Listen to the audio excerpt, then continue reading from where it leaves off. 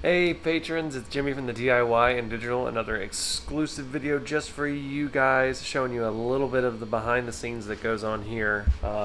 First of all, got the Anycubic Mega Zero going right here, zipping along. It is printing a roof for the engine, not engine, the freight depot, whatever it's called. I don't know what it's called.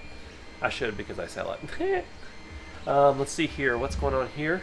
The Photon is printing, you can see it printing right there. It is printing a building 4. I'm just doing a restock on that because I ran out. And then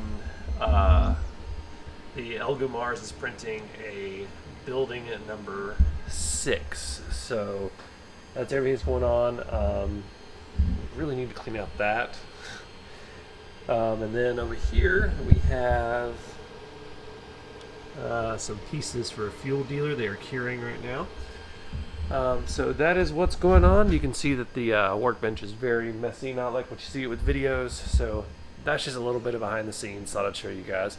Thank you for your support. Thank you for your patronage. And stay on for more videos like this just for you guys.